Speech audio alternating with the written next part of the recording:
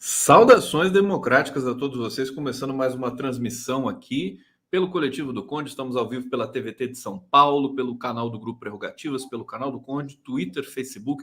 Tenho a felicidade e a honra de receber hoje aqui Celso Pancera, foi ministro de Ciência, Tecnologia e Inovação do segundo governo Dilma Rousseff. Estamos aqui para falar da ciência, do Estado, enfim, que chegou a ciência nesse país com uma mistura de contingenciamentos, cortes, negacionismo, tudo junto, diáspora, né, de pesquisadores indo para o exterior. E o Celso vai conversar com a gente sobre isso. Eu vou saudá-lo primeiro, meu querido Celso Pancera, e na sequência eu vou fazer a apresentação oficial aqui, falar um pouquinho de você, e a gente começa esse papo. Tudo bem? Tudo bem, Conde? Um prazer. Tudo bem é modo de falar, né? A gente tem sempre que... Mas a gente nós estamos bem. Infelizmente, a situação política, econômica do país é um desastre, né? E nós temos aí 600 mil famílias em luto, né? Mas todo mundo conhece um bocado de gente que morreu nesse período, né? Então isso é ruim, mas nós estamos ativos, né? E por isso que estamos bem, porque tem que estar, tem que enfrentar a realidade, não é fácil. Por isso, prazer estar aqui falando com você, com todos que estão assistindo aí em casa, na internet, que irão assistir no futuro. É um prazer. Pessoal do Prerrogativas, todos os demais canais. Hoje a gente tem até planilha para mostrar aqui, até uns gráficos aqui que o Celso me mandou. Celso Pancera, graduado em Letras pela Universidade do Estado do Rio de Janeiro, UERJ, pós-graduado em Supervisão Escolar, iniciou sua militância política no movimento estudantil, foi secretário-geral da União Nacional dos Estudantes, UNE, entre 1989 e 91. Que momento, hein, Celso? Contar um pouco dessa história para a gente. Na época, fazia parte da corrente estudantil Convergência Socialista. Em 2009, Celso chegou à presidência da Fundação de Apoio à Escola Técnica do Estado do Rio de Janeiro, a FAETEC, onde permaneceria até 2014, quando foi eleito deputado federal pelo PMDB, deixando o cargo para Wagner Granja Victor. 2 de outubro de 2015, foi indicado pela presidenta Dilma Rousseff como sucessor de Aldo Rebelo no Ministério da Ciência, Tecnologia e Inovação. 14 de abril de 2016, Celso Pancera foi exonerado do cargo de ministro da Ciência, Tecnologia e Inovação para assumir seu mandato como deputado federal e votar contra a admissão do processo de impeachment contra a presidenta Dilma Rousseff. E o que é interessante, o Celso, você foi do PMDB durante muito tempo e recentemente se filiou ao PT, né? Tá certo aí essa biografia, Celso, querido? Formado em letras.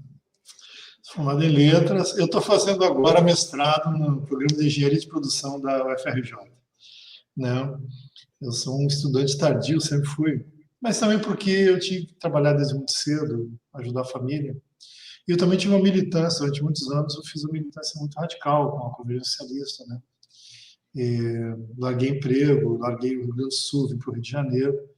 Né, fui morar na favela do Caju durante um bocado de tempo, depois vim para a Baixada Fluminense, moro até hoje na Baixada Fluminense. Essa movimentação toda foi à espera da revolução que nunca chegou. Né?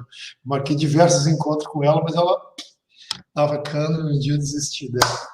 Vamos fazer um pouquinho de reforma. Vamos fazer um pouquinho de reforma, que essa revolução está demorando. Né? Mas eu me filiei ao PSB em 2001. Na verdade, em 2001, o PSTU fez um congresso e votou que iria lançar a campanha ia lançar o Zé Maria, né? E eu queria votar no Lula novamente. E assim, eu, como Lindbergh, naquele tempo estava também no PSTU, nós fizemos parte do PSTU, e nós saímos do PSTU para votar no Lula. Eu ia com o Lindbergh PT, nessa época, já voltar ao PT, porque eu saí do PT em 92, né? Quando saí para fundar o PSTU. Mas aí, por uma questão bem local aqui em Duque de Caxias, o deputado federal Alexandre Cardoso, que era presidente estadual do PSB, chamou para fazer parte do PSB, ir para estadual com ele, e na época estava dando um giro mais à esquerda do PSB, E a perspectiva era votar no Lula em 2002. Aí teve o desastre da filiação do Garotinho, né, que foi candidato. Aí, de qualquer maneira, nós fizemos campanha para o Lula, mesmo no PSB. E eu fiquei no PSB até 2013. Em 2013, eu preparei minha campanha para deputado federal pelo PSB. Mas nós queríamos votar na Dilma, na época. E o Eduardo Campos falou, não, se quem ficar no PSB ou vota comigo ou não vai ter legenda. E isso faltava 3 ou 4 dias para encerrar o prazo de filiação. E eu recebi o convite para filiar o MDB na época. O PT é muito difícil, essas coisas de organizar no PT. Infelizmente, ele tem um conjunto de regras, está correto. Né? Uhum. Não acho errado, não. Mas, claro, na época, acabou criando uma dificuldade para mim. Eu me filiei ao MDB, PMDB, fiz campanha para o MDB, fiz campanha para Dilma, né? Coordenei a campanha da Dilma na Baixada Fluminense, inclusive, fiz atividades inúmeras, conheci ela, inclusive, numa atividade de campanha. Você tem uma relação de amizade com a Dilma, né?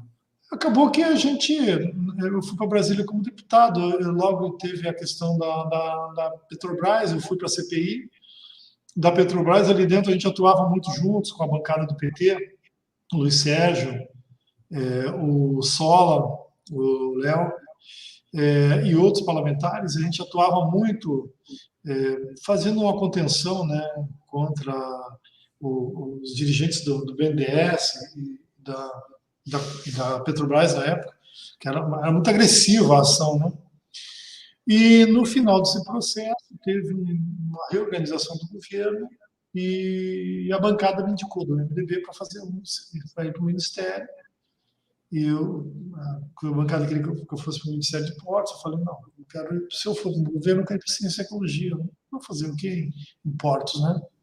E foi o que aconteceu. Infelizmente, fomos apeados, né? Foi um momento super difícil. Aliás, quando você foi designado para o Ministério, né? Porque logo depois o governo estava realmente sofrendo esse golpe. Agora, você foi contemporâneo do Lindbergh? Vocês atuaram juntos no movimento estudantil, né? O Lindbergh foi meu calouro, né? Calor, seu. Mas ele me chama de Salsão, aquele jeito dele. Mas eu já era da Executiva Nacional quando ele entrou na diretoria. Eu entrei no Congresso da UNE de 87, 88, em São José dos Campos. Aí depois eu fui reeleito em 90 em Brasília, no Congresso de Brasília. O PT teve 3 gestões dirigindo a UNE, 87, 88 e 90. A de 88 e de 90, eu participei das diretorias, de 88 e 89. Aí, em 90, não teve, em função das questões todas do Collor, e o mandato, aquele tempo, o mandato da UNE era de 1 ano só. Aí foi estendido por mais 1 ano, então o Congresso foi em 91 aqui no Espírito Santo, foi quando o Lindbergh entrou para a executiva da UNE, a presidente, eu acho que era a Patrícia. Aí, na sequência, em 92, o Lindbergh assumiu a presidência da UNE. Nessa época, eu já estava aqui na Baixada construindo o PSTU. Eu já tinha saído do Estudantil, estava aqui na Baixada construindo o PSTU. Né? Que eu vim em 92 para cá e até hoje eu moro aqui na Baixada Fluminense. Perfeitamente. Você é natural de onde? Você nasceu onde, Marcelo? Eu nasci no Rio Grande do Sul, em São Valentim, Alto Uruguai Gaúcho. Pertinho de Erechim. Você teve uma vida aqui em São José dos Campos, pelo Brasil? Não, eu de Porto Alegre. Eu era presidente da União Estadual dos Estudantes, coordenador-geral do Rio Grande do Sul. E aí teve o Congresso da UNE em 88, em São José dos Campos, e o PT ganhou de novo, né? O Congresso foi lá, né? O Congresso, eu entrei. Foi assim, o presidente era o Langoni, que era da, então, Caminhando, né? Que era o PRC. O vice-presidente era da DS, se não me engano, era da DS. E eu que entrei como secretário-geral, o terceiro cargo, então ficou para a Convenção Socialista, na proporcionalidade das bancadas dentro do PT. O terceiro cargo, a terceira bancada era a Convergência, e eu fiquei com o terceiro cargo, secretário-geral. Celso Pancera, que vai ser muito importante essa live, ele vai contar várias questões para a gente a respeito do estado da ciência aqui no Brasil. Estamos ao vivo, viu, gente? Domingo, 20 horas, 10 minutos, ao vivo aqui, participação de vocês pelo chat, já estou vendo aqui, saudando vocês, Maria Cirlei, Vera Martins, Maria Conceição dos Santos, Ronaldo Isaac, sejam muito bem-vindos.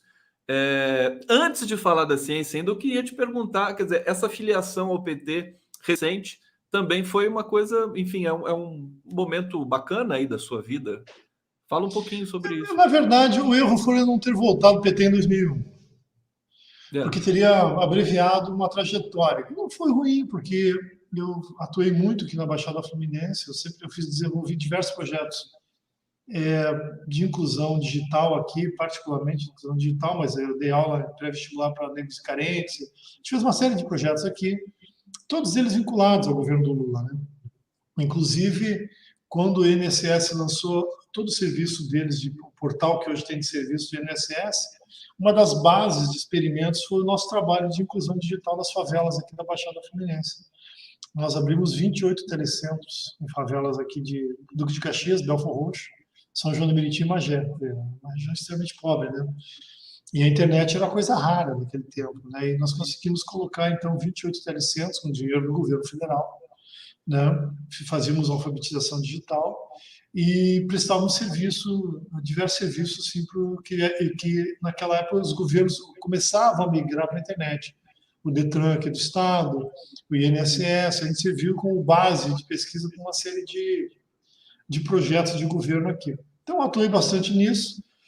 E com o Alexandre, em 2007, eu fui para o governo estadual. O Cabral se elegeu em 2006, apoiando o Lula no segundo turno. Ele foi determinante para a virada da eleição aqui no estado do Rio de Janeiro, a atuação do Sérgio Cabral. E, na época, o PT e o PSD e o PCdoB compuseram o governo do Sérgio Cabral. E eu fui levar a inclusão digital para as favelas do Rio de Janeiro também. Foi um trabalho muito legal. Depois disso, eu presidi uma fundação e, em 2014, eu fui candidato a deputado federal. Mas, assim, eu sempre tive esse trabalho. Em 2014, 2013, quando a gente foi expulso do PSB, né, o Alexandre foi destituído da presidência do PSB aqui no Estado e tal, ali era um momento dele do PT, mas nós éramos um grupo grande e não teve consenso entre a gente com o PT para onde ir. Aí, para não ter dispersão, nós fomos para o MDB. Acabou, de qualquer maneira, tendo uma dispersão, porque hoje em dia a Marta Rocha está no PDT, né, as outras pessoas estão em diversos lugares, o próprio Alexandre está no PSD, acabou dispersando o grupo, né, de qualquer maneira. E eu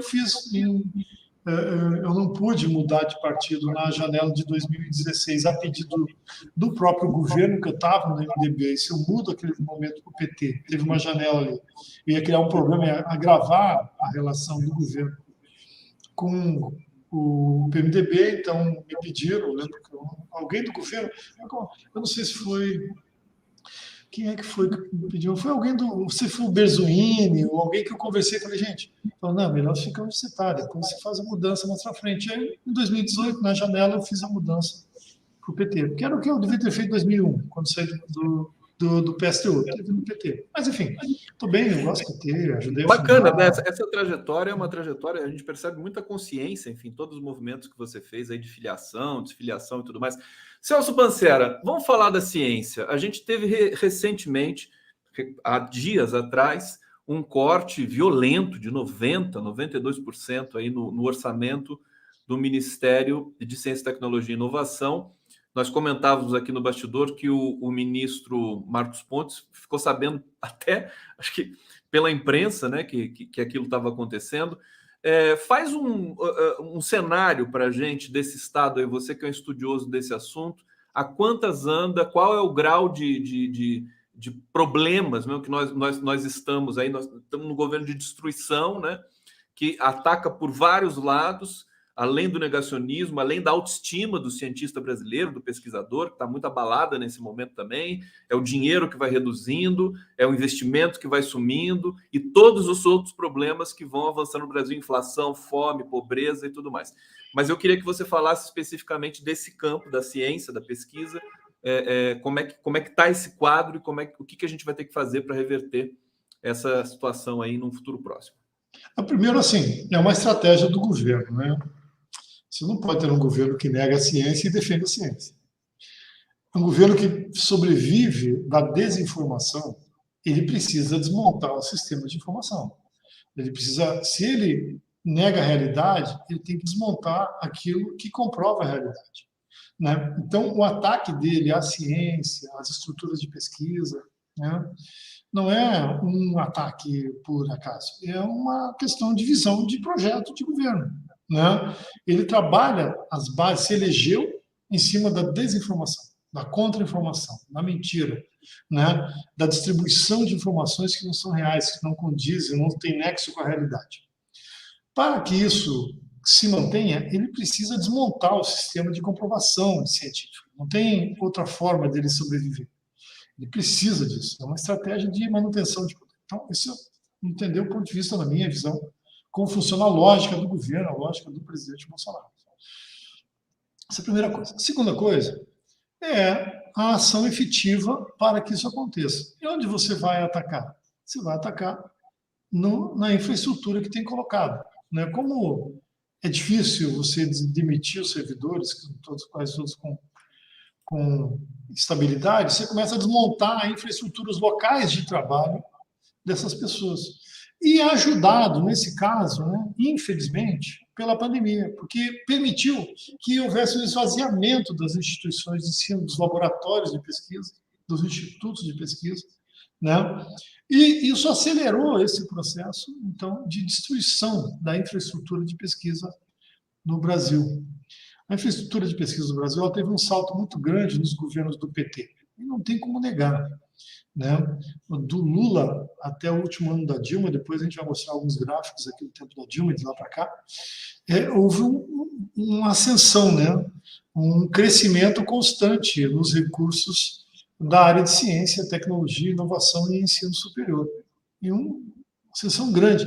Não por acaso, né? Não é uma coincidência que o Brasil chegou à quinta economia do mundo no momento em que o Brasil saiu da 21ª nação em produção de ciência para a 13ª.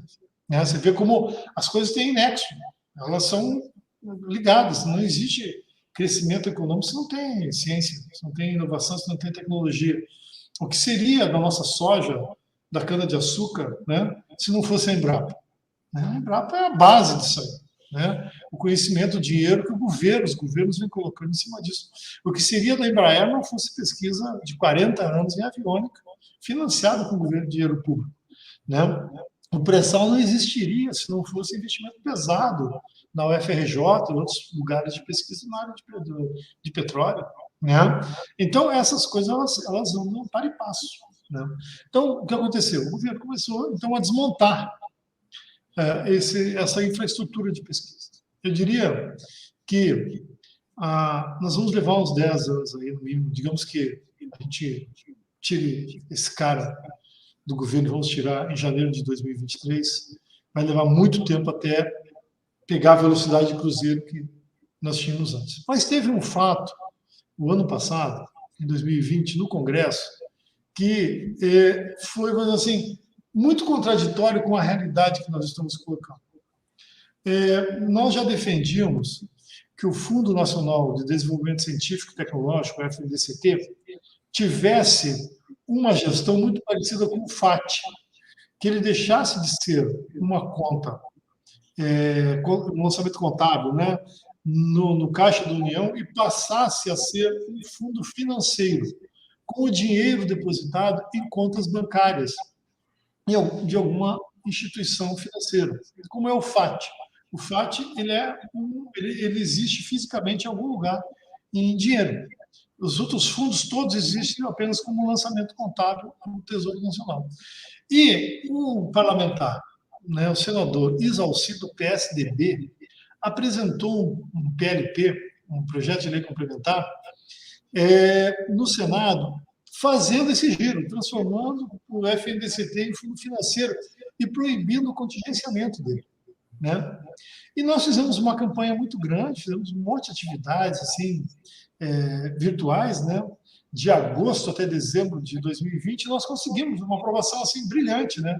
O PLP teve 71 votos favoráveis do Senado e um voto contrário. Adivinha de quem foi o voto contrário? Flávio Bolsonaro. Aí foi para a Câmara, teve 400 e tantos votos favoráveis e 18 votos contrários. Adivinha que são os votos maravilha! Que força, hein? Foi uma força. Foi um movimento muito forte que nós fizemos, né? E aprovou. Bom, aí isso foi para a sanção do Bolsonaro. O Bolsonaro sancionou a lei, mas vetou dois dispositivos. E nós conseguimos derrubar um dos dispositivos, né? Então, mas só que quando foi derrubado o dispositivo, o orçamento desse ano já estava determinado. Então, a regra não valia para o dinheiro desse ano ainda, do FNDCT. Mas a pressão que nós estamos fazendo, o governo vem a conta-gotas liberando os recursos. Por último, há um mês atrás, em setembro, o governo mandou para o Congresso o PLN 16. PLN são projetos de leis que o governo manda para o Congresso quando ele quer mexer alguma coisa estrutural no orçamento.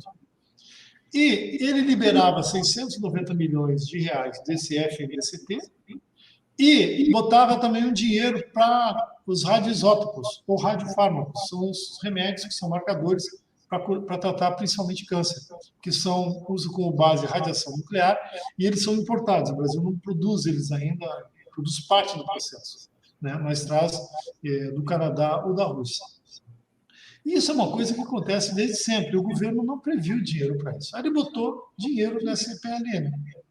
E veio essa crise dos radioisótopos, vocês estão acompanhando aí, e nós, inclusive, a comissão cobrou do governo. Você tem que fazer uma medida provisória para resolver o radioisótopos, porque esse projeto vai demorar para votar no Congresso. Pois bem, a opinião pública ficou sabendo das questões de radioisótopos, houve uma pressão sobre o parlamento para aprovar o projeto de lei, o parlamento fez um acordo, eles passaram por cima dos vetos, olha tudo o que aconteceu.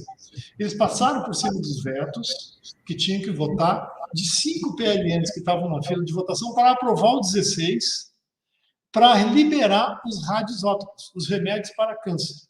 Pois bem, estava tudo certo, vai aprovar, vai liberar o dinheiro do FNDCT, beleza, CNPq vai receber dinheiro, o FINEP vai receber dinheiro, que bom, vamos ter um alento aí para a ciência brasileira nesse final de ano. O que aconteceu? Na quarta-feira à noite, véspera da votação, o Paulo Guedes mandou uma mensagem para a Comissão Mista de Orçamento, redestinando esses 690 milhões para diversas coisas, inclusive para consertar a estrada, né?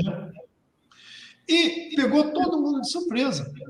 Eu estava atravessando a ponte de Niterói, indo para Maricá trabalhar, mas às meio-dia, quando me ligaram da liderança do PT no Senado, porque eu coordeno uma coalizão de entidades que negociam no parlamento, e a gente estava negociando esse Congresso, a gente estava negociando esse projeto de lei, a aprovação dele, pedindo para aprovar. Tem que aprovar isso aqui, é importante. Apoiando que passasse na frente dos outros para aprovar. Eu fui ler a mensagem, me mandaram da liderança do PT, e, surpresa, o Paulo Guedes passou por cima de todo mundo, da Casa Civil, e mandou um projeto de lei, uma mensagem lá, tirando o dinheiro da ciência e botando um monte de coisa. Eu avisei as entidades, a Sociedade Brasileira de Progresso da Ciência, a Academia Brasileira de Ciência e outras, que a gente trabalha junto, a Andifes e a CONIF, que reúne os reitores das universidades e institutos federais, enfim, o tempo que organizar uma reação rápida. E mandei a mensagem para o secretário do Marcos Pontes. Eles não sabiam do problema. Eles não tinham sido consultados. Um negócio assim louco e extremamente sacana, porque eu lembro quando eu fui no Ministério, quando tinha alguma coisa que influenciava, que a Fazenda, alguém, a Defesa pedisse alguma coisa que ia mexer com qualquer coisa no Ministério, vinha uma mensagem para a gente da Casa Civil.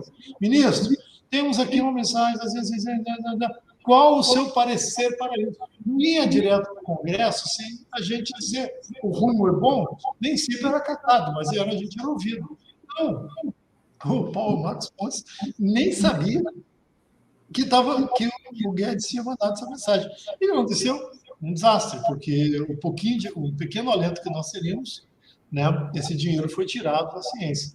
E Conde, só para concluir, nós temos uma outra preocupação. O FNDCT tem mais 2,6 bilhões de reais, 2 bilhões e 600 milhões de reais, que o governo é obrigado a liberar esse ano em função daquela lei que nós conseguimos aprovar ano passado no parlamento e que ajudamos a derrubar o veto. Então, o governo tem que cumprir, senão é uma pedalada fiscal, ele pode ser responsabilizado, né, judicialmente. Né? Então, ele vai ter que... E o que nós estamos achando que o Guedes vai fazer? Ele vai esperar o último momento, sabe, os 45 minutos do segundo tempo, para mandar um projeto de lei para lá, para não gastar o dinheiro, porque ele diz, olha, eu cumpri a lei, liberei o recurso, mas eles não conseguiram gastar o dinheiro, e aí vai pegar esses 2,7 bilhões, que é da ciência, e vai pagar a dívida pública a fazer parte do déficit, ajudar a montar o superávit primário. Infelizmente, esse é o governo. Como eu falei para você, não é por acaso. É como eles pensam. Né? O Paulo Guedes é a cara do governo. E o Paulo Guedes ainda tem interesse ainda. A questão do offshore, tem mais esse dado, e também tem um precedente de investimento em universidade privada. Eu queria pedir aqui para o público que está nos assistindo, tem algumas pessoas falando aqui que o som está ruim, está com eco e tal, mas só algumas pessoas. Eu queria saber de vocês se o som está bom, que eu não consigo monitorar na rede. Eu consigo monitorar aqui no aplicativo, e pelo que eu estou vendo aqui, está tudo certinho, mas por favor, eu peço a ajuda de vocês aqui para a gente, se tiver algum problema, sanar essa questão. Celso, eu vou colocar aqui mais perto o microfone, então. Né? Não, eu acho que para mim tá bom aqui, sabe? Olha lá, o pessoal já está falando que tá bom, tá tudo bem. Então, às vezes, é um ou outro dispositivo que eles estão usando aqui que pode estar dando algum problema. Mas vamos otimizar aqui para todo mundo poder ouvir e participar melhor. Você falou dessa colisão que você, enfim, participa de representação no parlamento. Fala um pouquinho dela antes da gente entrar em detalhes aí da questão dos problemas na ciência. É uma frente? Como é que ela é formada? Como é que vocês operam? Em fim de 2018, o então presidente da SBPC, da Sociedade Brasileira para o Progresso da Ciência, o Del Moreira, me procurou lá no parlamento, ainda estava no mandato ainda. Dizendo assim, olha, vamos criar um instrumento de defesa da ciência. Nós sabíamos já que os anos seriam muito difíceis por vir, né, em função da vitória do Bolsonaro. E nós começamos a construir uma frente, então, que lançamos em maio de 2019, chamada Iniciativa para a Ciência e Tecnologia no Parlamento, ictp.br. Tem até um site, quem quiser dar uma olhadinha lá, né? Que é composto pela Sociedade Brasileira para o Progresso de Ciências, pela Academia Brasileira de Ciências, pela Andifes, que reúne os reitores das universidades federais, o CUNIF, que reúne os reitores dos institutos federais, o CONFAP, que reúne o Conselho das Fundações de Apoio vinculadas ao Governo do Estado, o CONSECT, que reúne as Secretarias Estaduais de Ciência e Tecnologia, o CONFIES, que reúne as fundações vinculadas às universidades, fundações de pesquisa, o IBRAXIX, que é um instituto que reúne municípios que têm trabalho específico em ciência e tecnologia, secretarias de ciência, tecnologia e inovação. Quem mais aqui? O CONFAP, já falei do CONFAP, mas são essas entidades. Né? E essas entidades, são 8 entidades, nos reunimos e lançamos essa frente. E eu fui escolhido para ser o secretário executivo, né? Uma espécie de coordenador desse processo. E a gente tem atuado bastante, né? Desde 2019, no parlamento. A gente costuma dar parecer quando um projeto de lei está circulando lá, se é ruim, se é bom. A gente se antecipa, eventualmente, conversa com o parlamentar, que é o relator, que é autor do projeto, enfim, sobre os impactos positivos ou negativos que isso trará para a ciência, né? Então, essa é uma das tarefas. A gente também promove eventos, promovemos muitas atividades virtuais, muitos protestos virtuais ao longo da pandemia, participamos de atividades pela mudança da postura do governo em relação à questão do Covid. Ou seja, temos uma vida orgânica bastante ativa, né?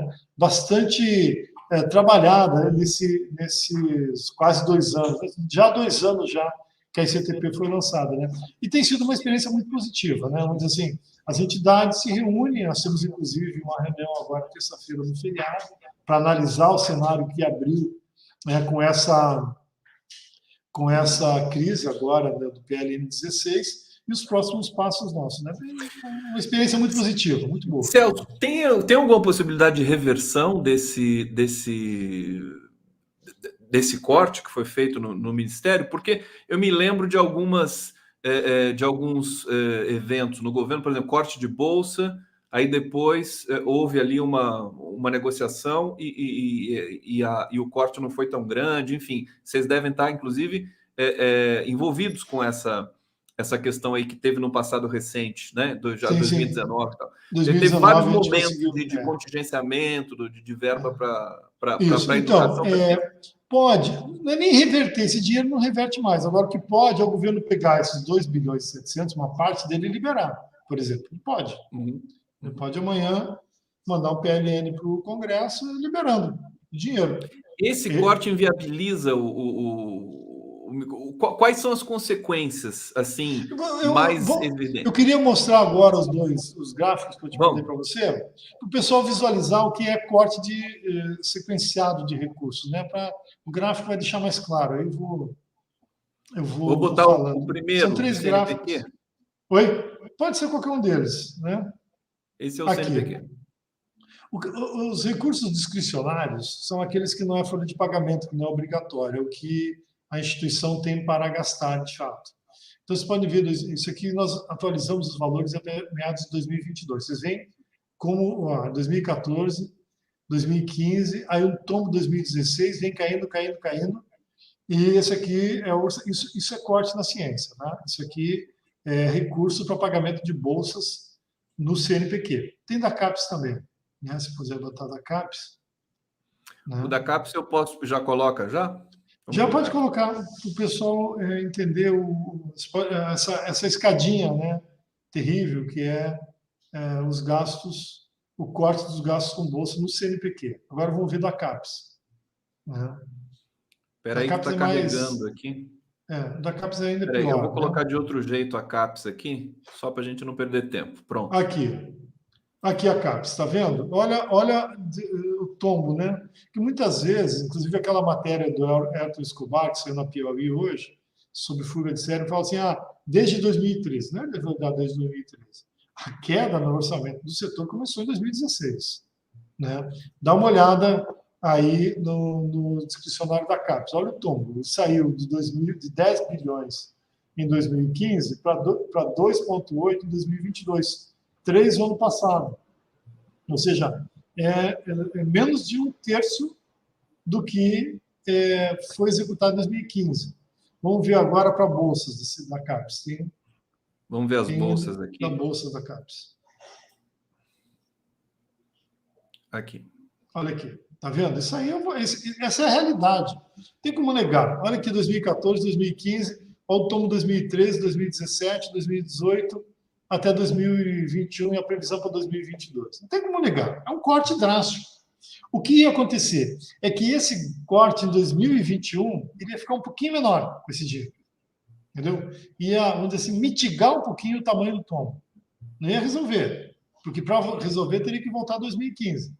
Né? Que é quando se tinha uma sequência desde 2003 crescendo. Né? Então, recursos tem. O que não tem é vontade do governo de gastar. Só o FNDCT, o Fundo Nacional de Desenvolvimento Científico e Tecnológico, esse ano vai arrecadar 8 bilhões de reais. Esse dinheiro é arrecadado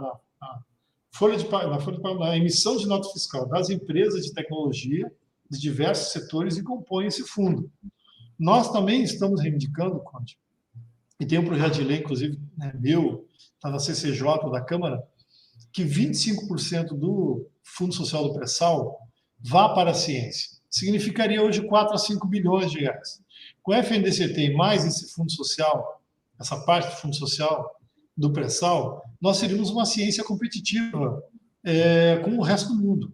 Né? Do jeito que nós estamos vindo, com estratégia definida, né? Nós tínhamos estratégia para a ciência, os principais polos de investimento, etc., nós estaríamos chegando. Agora, o que acontece com esse corte? Por exemplo, você tem lá o CNPq. É um conjunto de servidores muito bem preparados. Tem uma direção, inclusive, bem preparada. O presidente do CNPq é um cientista da UFMG muito muito preparado, né? E eles prepararam e lançaram editais para retomar as bolsas que estão acabando. Então, a cada ano se reduz o número de bolsas, que não lança edital novo. E lançaram editais para essas bolsas. Se o dinheiro não chegar, esse edital vai ter que ser cancelado, né? Então, quer dizer, tem gente já que preparou projeto, vai apresentar projeto, tem gente que já apresentou projeto de pesquisa para o CNPq. Com essa tungada que o Paulo Guedes deu, essas pessoas vão ficar sem dinheiro para as bolsas. É simples assim, entendeu? Vai continuar aquele corte sequenciado, né? E nós estamos agora, no dia 20, a ANPG, né? Associação Nacional dos Pós-Graduandos, está chamando uma paralisação do pessoal da pós-graduação, nós com certeza iremos apoiar, né? Temos uma reunião da ICTP na terça-feira no feriado, acredito que a gente vai tirar uma posição de apoio, né, para ver se reverte esse quadro, né, porque ficou muito ruim, né, o que o governo fez, eu te falei, fez uma chantagem, como botou a questão dos radiofármacos junto com o PLN e de última hora mudou a destinação dos recursos PLN, se o parlamento não aprova o PLN, não teria dinheiro para os radiofármacos, são 2 milhões de pessoas dependendo daquela lei para tratar câncer. 2 milhões de pessoas do SUS precisando dos remédios que vêm naquele PLN. E o Paulo Guedes faz uma maldade desse tipo, desse tamanho. Ele pegou e colocou. Isso não foi explorado pela. Eu não vi. Eu estou sabendo por você essa o chantagem. Líder da minoria, o Quinalha, na quinta-feira à tarde eu conversei com ele e a gente preparou um discurso. Ele tem um discurso muito bom, tá na internet, inclusive, denunciando essa chantagem. O governo chantageou o Congresso. Ou aprova e ou não vai ter dinheiro para... vai embora o dinheiro para coisas que não são a destinação do dinheiro da FNDCT, ou então não aprova e não tem remédio para tratar câncer. É a mesma lógica que a Damares usou para falar dos absorventes, da questão das meninas. O que é prioridade? Vacina ou absorvente? Quer dizer, governo que é um governo atrapalhado, né? O Celso, na verdade, eles estão destruindo tudo. Acho que a essência da destruição consciente é que realmente as partes não se comuniquem entre si e vire uma grande confusão ali, né? Ninguém sabe direito o que está sendo feito e tal. Diz que as brigas internas deles são enormes, assim, entre os ministros, dentro das equipes, né? São enormes, porque não tem liderança, né? Veja, o presidente não lidera governo, não lidera parlamento, entendeu? Ele não tem ação de liderança, ele não consegue ter uma estratégia, parar numa reunião, se falar um monte de besteira e falar coisa séria, organizar, olha, isso aqui é o nosso centro, isso aqui é o eixo do governo, isso aqui é o nosso PAC, né? Vamos criar aqui um PAC, vamos criar aqui um projeto de estados, vamos criar aqui um negócio para as universidades. Ele não consegue estruturar isso, ele não estrutura um projeto, ele destrói o que existe, né? E ele sobrevive, ele se mantém em cima dos escombros daquilo que estava feito. É a forma que ele sempre fez, né? Para sobreviver. Nunca conseguiu estruturar, construir um discurso, uma linha de discurso que fosse positivo, que fosse propositivo. E aí não tem liderança no governo, Deus nos acuda. Fica até mais difícil também da oposição se movimentar, por incrível que pareça, porque você não tem uma consistência ali, você não tem uma defesa de um projeto de nada, é simplesmente destruir, né? Bom, eu queria explorar, tem uma frase, tem uma fala do Siddhartha Ribeiro, que está naquela matéria da Piauí que você me indicou, que é muito boa, né? Ele diz: a fuga de cérebros é muito real e já começou há alguns anos, mas agora está virando uma avalanche. Eu queria que você falasse um pouquinho dessa questão da fuga de cérebros, que a gente vê cada vez mais na imprensa, nas matérias que a gente vê por aí, pessoal saindo do Brasil, os melhores pesquisadores, porque estão sem perspectiva nenhuma aqui. Você tem dados sobre isso? Como é que é o quadro geral dessa fuga? E depois eu vou querer falar de um momento anterior, quando o PT ainda estava no governo, para a gente ver o que decaiu tanto nesse campo aqui no Brasil. Não existe dados nacionais, tá, Conde? Não tem. Não. Nós até gostaríamos que o MCTI fizesse um estudo nessa área, porque o MCTI publicava essas estatísticas, né? Sempre, a cada 2 anos, saía de 2 anos anteriores os dados sobre número de teses, de bolsas, de papers, de patentes, né? Esse estado da arte. Não tem mais isso. Então, a gente sabe, porque convive no ambiente. Então, você conversa e você vê. Essa matéria na Piauí, né, que eu mandei para você hoje. Você vê, ele tem diversos casos lá da Universidade do Rio Grande do Sul, tem do Rio Grande do Norte, que as pessoas falam, mas eu conheço algumas pessoas que estão nos Estados Unidos e na Europa e foram nesses últimos anos, debandaram, foram embora. E outras que estavam se preparando para voltar e estão ficando por lá, porque não tem perspectiva aqui no Brasil. Né? Então, a gente sabe que é grande, a gente sabe que tem um impacto enorme, aquilo que eu te falei, vai ter que remontar a infraestrutura e trazer essas pessoas de novo para cá, e isso demora muito tempo, não é fácil, né? Você criar confiança de novo nas pessoas, né? Então, não tem assim, dizer, tantas pessoas, X pesquisadores, esse número não existe. A gente sabe que convive no ambiente, conversa com as pessoas, está dentro do ambiente, sabe disso. E conhece pessoas, né, inúmeras pessoas que estão no exterior, que fizeram até o doutoramento aqui no Brasil, foram fazer pós-doc lá e ficaram lá. E são inúmeros, inúmeros. Isso tem na Alemanha, na Inglaterra, Estados Unidos, no Japão, em menor tamanho, mas tem Finlândia, tem Suécia, tudo que é lugar. Entendeu? As pessoas vão porque são inteligentes. O brasileiro é um povo inventivo, você tem capacidade. Não, e não agora são menores do que os outros do ponto de vista da Mas tem um inteligência. ingrediente a mais, né? Porque não é só, eu acho que é como o Siddhartha também colocou, não é só o corte de verbas, mas é um discurso violento contra a ciência e É, contra o cientista. Quer dizer, e isso abala também a autoestima dos cientistas. Acho que é um período como o Brasil nunca viveu antes, né, Celso? não, envolve questões de gênero também. Que muitas vezes as pessoas dizem: o que eu vou ficar fazendo aqui? Sabe? Por que eu vou ficar aqui? Se nem, assim, se eu não tenho espaço nem para me expressar do ponto de vista da minha opção de gênero, da minha raça, né? E ainda não tem dinheiro. Então, vai embora. Vai, porque são pessoas brilhantes. E acabam indo embora. Ou são fisgados, eles descobrem que tem um edital, se inscreve, ou tem uma linha de pesquisa. Eu conheço uma pesquisadora de Bauru, que está nos Estados Unidos, e é uma das pessoas que é chamada para conversar sobre o Covid lá o tempo todo. E novinha, se formando na Unifesp. A menina de 20 e tantos anos, né, brilhante, está sendo disputada lá a milhões de dólares o passe dela para ficar lá, O pessoal está produzindo conhecimento lá. Isso eu corrido. conheço pessoalmente.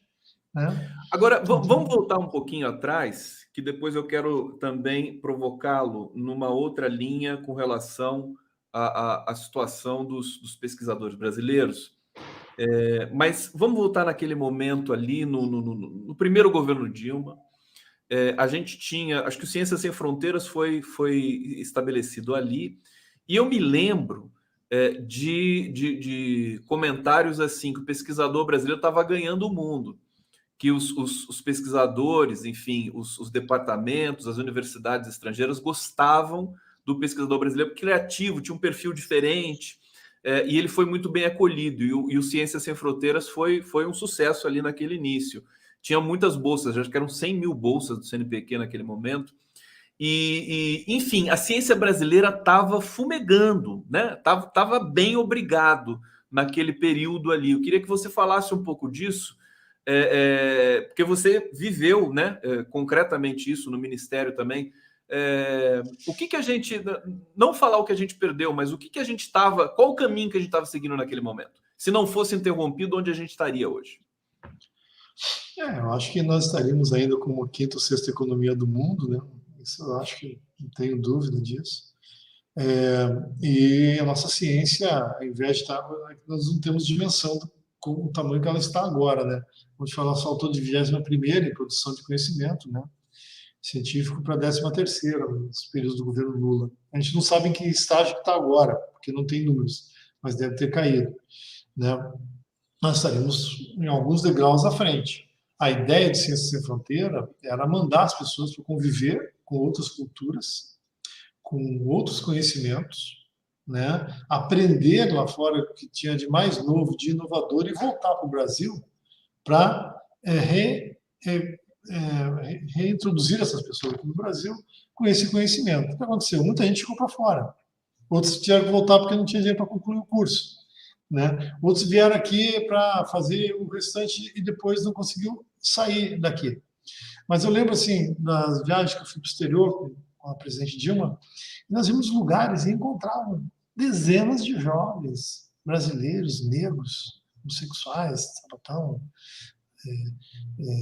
héteros, né, de diversas religiões, todos, sim, felizes, produzindo conhecimento lá fora, aprendendo, convivendo, e era uma alegria dessas pessoas, né? Dizer, olha, presidente, olha aqui, ministro, olha o que nós estamos aprendendo, olha o que faz aqui nessa universidade, olha aqui como está a Finlândia, olha como está a Suécia. A gente andava.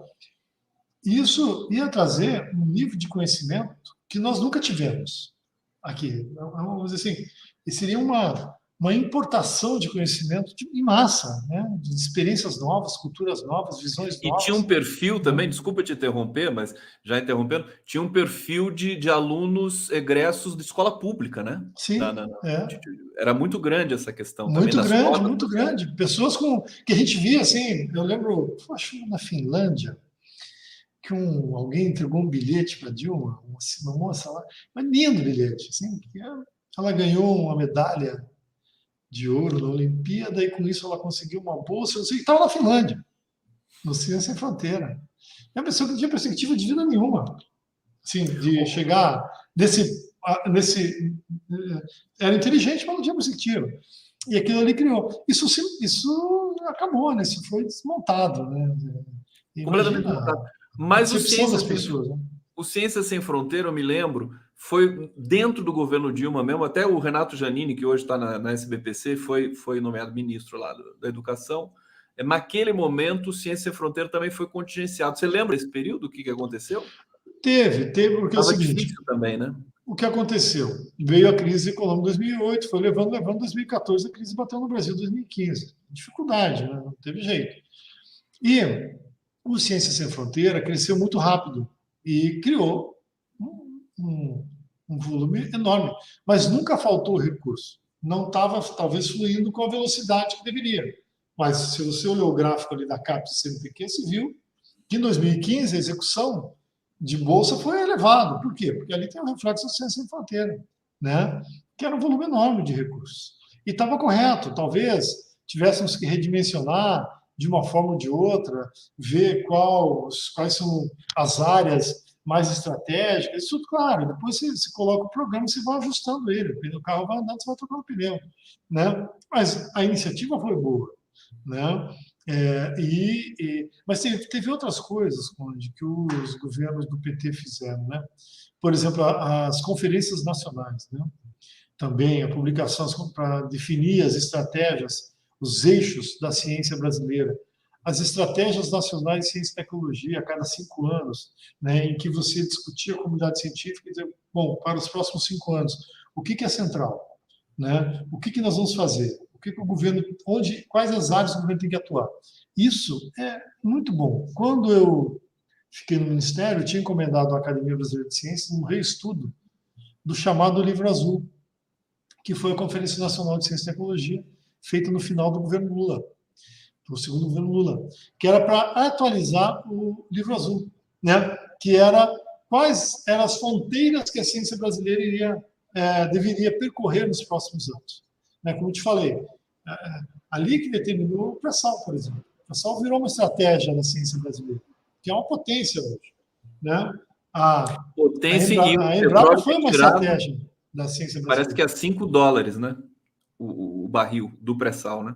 É um preço muito baixo que a imprensa fala, não vai ser muito caro, é muito fundo. Não vai valer a pena. Hoje o petróleo saudita custa $8 para extrair, não tem como competir e tal. E hoje em dia está mais barato que o petróleo saudita. Né? Então você vê como a ciência ela traz o cálculo. Eu vi um cálculo, eu não sabia dizer a fonte, mas eu lembro de uma palestra que eu assisti, eu acho que foi o Deu que falou que para cada R$1 investido na Embrapa, o Brasil obteve 12 de retorno. 12 de retorno. A Embrapa é um espetáculo, né? Quer dizer, inclusive na África também, né? Participou muito ali e a produtividade, né? No campo brasileiro é espetacular, né? Eu nem sei como é que a Embrapa deve estar sofrendo hoje também. Os cortes são enormes. Eu estava olhando agora também os orçamentos também, o corte em todas as áreas, mas a Embrapa também está sofrendo. Muito mesmo. Ô Celso, deixa eu pegar a participação aqui do público, estou assistindo, o Valente P batendo palmas aqui para você. Alberto dos Santos, boa noite para Celso e Conde. Pessoal muito carinhoso aqui. Deixa eu pegar... aqui, Valente P dizendo quanta inteligência sendo exportada, misericórdia. Liberdade ainda que a tardinha. Tá aqui, Bravo Conde Celso, pauta importantíssima desprezada pela mídia comercial. Vida longa, mídia independente. Obrigado, Liberdade. Deixa eu ver aqui o Rodrigo Anísio. Não temos a nossa própria vacina, isso se reflete em retrocesso. Atrapalham e trabalham contra o progresso do país na área científica. Quer dizer, sem investimento em ciência, quer dizer, nenhum país tem chance até de promover o crescimento. O Brasil acabou, nesses últimos governos, colocando o celeiro do mundo, voltando a ser aquela coisa de exportar commodity e ter aí um processo de desindustrialização. Agora, a pergunta que eu te faço, Celso, é o seguinte: os pesquisadores brasileiros, os estudantes, a comunidade, eles têm uma força, né? Eles são valentes, né? Até como o nosso querido internauta aqui. Você acha que a reversão desse quadro vai se dar através de algum tipo de mobilização por parte da comunidade acadêmica? Qual ingrediente, né? Talvez político que seja necessário aí? Porque acho que fatalmente, na medida em que esse governo terminar, a gente vai começar a restabelecer os processos, os financiamentos aí da produção de ciência no país. Mas eu queria que você explorasse um pouco o perfil do pesquisador e a força que tem, né? Porque a pesquisa brasileira, ela estava entre as melhores do mundo até pouco tempo atrás. Acho que ela ainda figura entre as melhores do mundo, né? Em termos de talento, de inovação, de descoberta, até um novo incremento aí nas patentes, né? No final do governo Dilma e tudo mais. Queria que você explorasse um pouquinho esse tema com a gente. Tem algumas áreas que eu tenho mais peso, né? Na agricultura, biomassa, aviônica, né? Um exemplo da Embraer. A parte também de espaço, né? De satélites de baixa altitude, também o Brasil está muito bem, pode consolidar uma cadeia muito sólida, fácil se tiver investimento continuado. A área nuclear, o Brasil está muito bem também, tem domínio de todo o processo, são 6 países que têm domínio de todo o processo, desde que do enriquecimento. Que tem o minério em boa quantidade, sabe explorar, sabe enriquecer e sabe produzir tecnologia a partir daí. Então, também é uma área que o Brasil pode se destacar. As questões que envolvem meio ambiente, biodiversidade, o Brasil também tem bastante experiência, a questão do combate às questões de vírus, né, virologia, o Brasil também tem bastante. Veio aquela questão da Zika, né, a crise da Zika vírus. Foi uma pesquisadora de Pernambuco, né, que estabeleceu o nexo entre o mosquito e a doença dos bebês, né? E conseguiu indicar, né, ao governo, e o governo de uma época traçou uma estratégia e atuou para que reduzisse o impacto daquilo que poderia ser um desastre, comprometer toda uma geração, né? E conseguiu fazer isso. Nós tivéssemos, por exemplo, um governo que no início da pandemia dissesse: olha, vamos aqui, vamos resolver, vamos buscar vacina, vamos produzir testes rápidos, teria sido outra realidade. Mas outra realidade mesmo, né? Fecha o país, põe dinheiro para as pessoas se alimentar, pega a nossa capacidade de produção de remédios, né? E põe para produzir testes rápidos, testa em massa, massivamente, põe para pesquisar, ver, porque o Brasil tem 4 ou 5 vacinas muito promissoras para a Covid, só que é um volume enorme de recursos, precisa de 200, 300 milhões de reais para você ter uma vacina, se dizer essa aqui é promissora e pode dar certo, aí precisa de mais de R$1 bilhão para botar para produzir, é caro, né? Tanto que a Fiocruz se associou à AstraZeneca, né? E à Universidade de Oxford, né? Para produzir a vacina. A Fiocruz é sócia da patente daquela vacina produzida da AstraZeneca. Né? Chinesa, né? Oi? O Butantan da Coronavac, né? Coronavac. Então, você vê que tem. E tem aqui no Rio de Janeiro, na UFRJ, um protótipo muito bom, e em Minas Gerais, se não me engano, são 2 protótipos, e no interior de São Paulo, acho que Ribeirão Preto, coisa assim, tem outro na USP muito bom. Se você pegasse uma dessas vacinas, põe esses pesquisadores todos num único lugar, trabalha junto, dizer, aqui está aqui o dinheiro necessário, né? Fiocruz, estruture lá a cadeia, porque quando sair a versão final, vocês vão ter que produzir em massa. Estaria produzindo, certo? Porque as tecnologias agora dessas novas vacinas, elas são diferentes, elas estão saindo mais rápidas, né? Então, nós poderíamos estar produzindo uma vacina eficiente brasileira. Mas para isso o governo tem que ser determinado, né, para fazer Outro isso. ponto que também o Brasil inovou bastante, inclusive colhendo os frutos do investimento e da confiança que foi elaborada ali no governo Dilma, é energia eólica, energia solar também, né? Que também depende de processos de pesquisa e de produção científica, né? O Brasil caiu muito Exatamente. bem nessa questão, né? Que está salvando um pouco aí. Agora, deixa eu aproveitar um pouquinho. Essa crise, que não é uma crise, que é uma incompetência, falta de planejamento do governo, nós estamos aí com reservatórios quase secos aqui, o Rio Paraná num estado muito grave, até uma cidade que tinha sido submersa nos anos 70 voltou a aparecer as ruínas da cidade. Você é um tema correlato, evidentemente, também a questão da produção de ciência. O que você diria sobre esse processo também? Vai ser difícil recobrar o planejamento da área energética no Brasil? Quando estourou a crise hídrica de 2015, 2016, eu estava no governo, e eu lembro que a presidente ela criou um comitê de emergência e reunia o Ministério do Meio Ambiente, Ciência e Tecnologia, Defesa, Interior, Integração Nacional, um conjunto de ministérios e a agricultura, e nós tínhamos reuniões regulares para apresentar os relatórios para o presidente, e ali eram tomadas decisões, e nós agimos em função dessas decisões, né? E nós íamos para os estados fazer essas ações, né? Então, não houve falta de energia, houve uma política inteligente para redirecionar o uso, racionalizar o uso, e nós não tivemos uma crise energética na época. Agora, mesmo depois de toda a energia eólica e energia solar, capacidade instalada depois desse período, nós estamos numa crise nova. Por quê? Porque o governo nega a crise.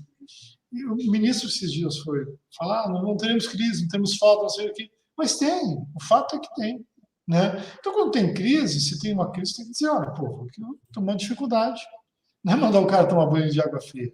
Dizer, olha, estamos tomando a seguinte, se tomasse banho de água fria, quem sabe pode ajudar um pouquinho. Isso é jeito de falar, gente.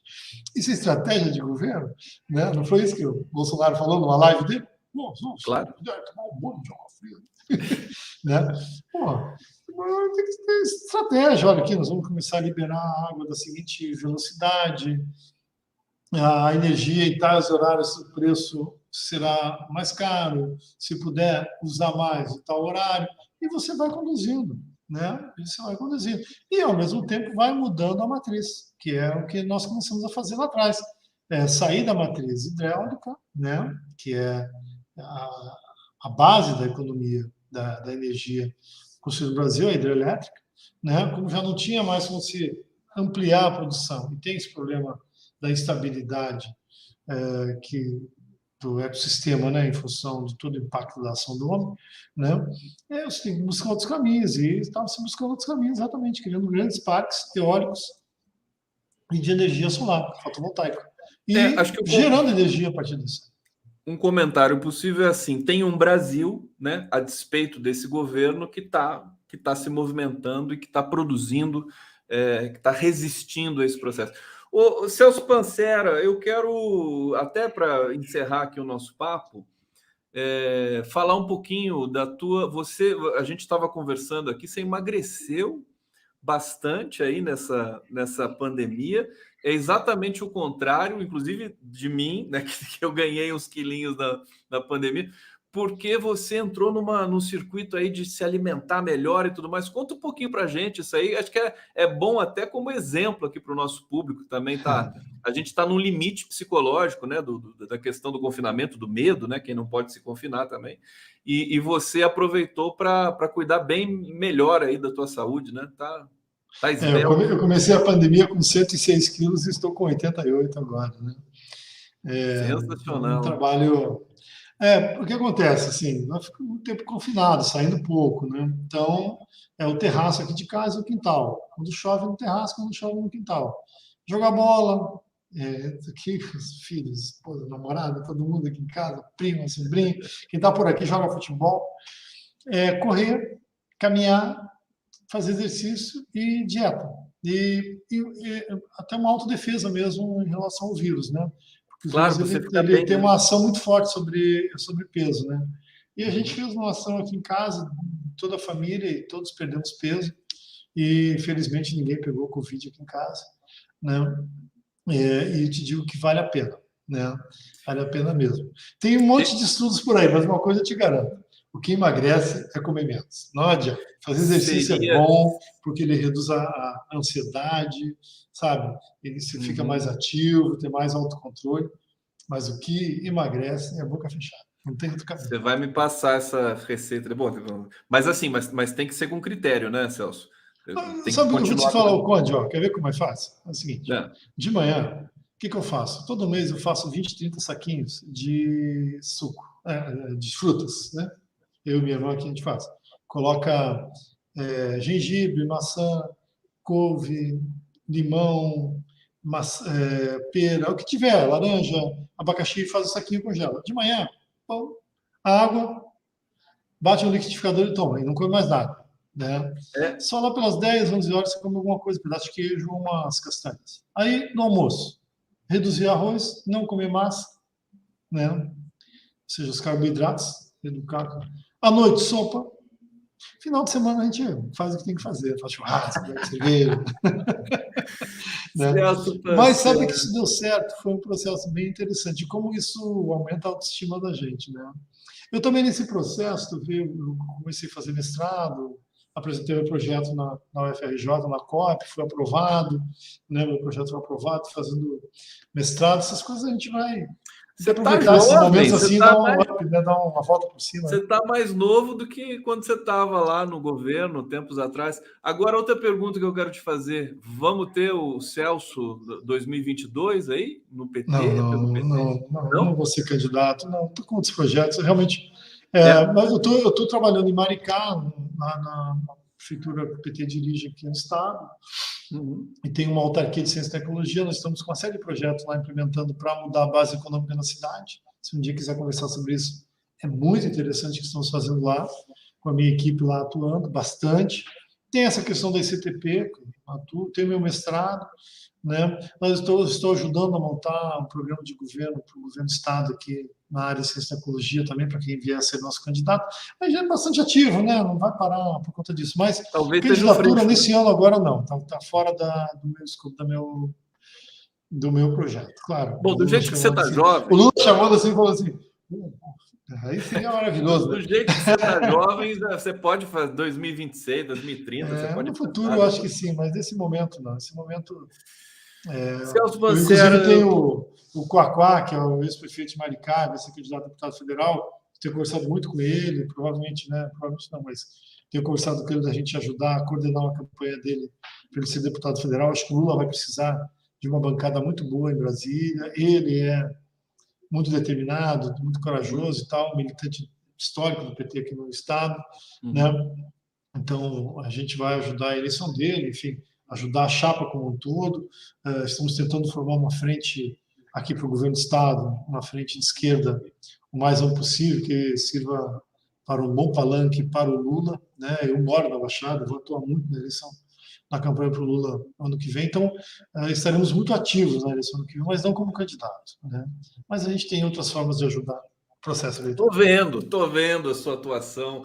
Eu quero te dar os parabéns. Você é a potência aí nessa articulação, na defesa da ciência brasileira. Obrigado tua generosidade de vir aqui conversar um pouco. Vamos nos encontrar mais vezes. E agradecer a todo mundo que acompanhou aqui. Celso Pancera, mais uma vez, parabéns e obrigado. Até a próxima, meu querido. Eu que agradeço, conte comigo, estou à disposição de vocês. Valeu, Boa gente. Noite. Boa noite.